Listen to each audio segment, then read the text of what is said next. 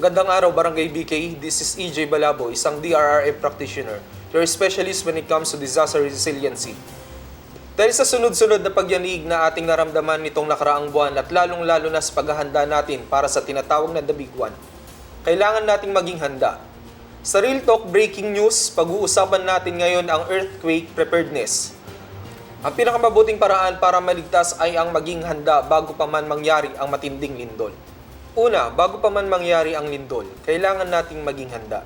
Gumawa ng emergency go bag para kung lumala ang sitwasyon, mayroon tayong magagamit sa loob ng 3 araw. Ano ang laman nito? Tubig at pagkain na hindi madaling mapanis, kagaya ng delata, noodles at energy bar na siyang pwedeng magbigay sa atin ng enerhiya habang tayo ay nasa ligtas na lugar. First aid kit, mga maintenance, medication lalo na sa mga seniors at may malubhang sakit.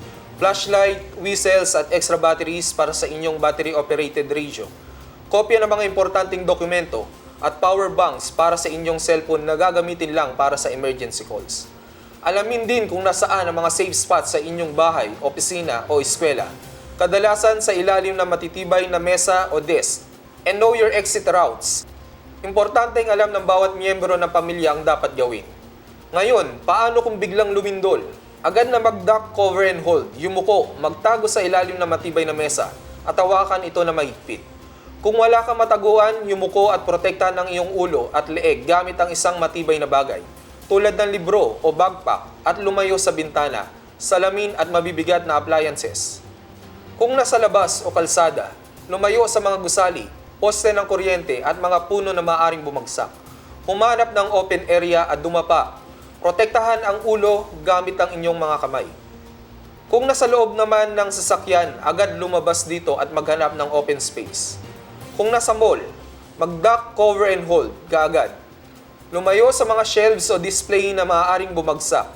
Sundin ang instructions ng security personnel at pumunta sa evacuation area kapag safe na.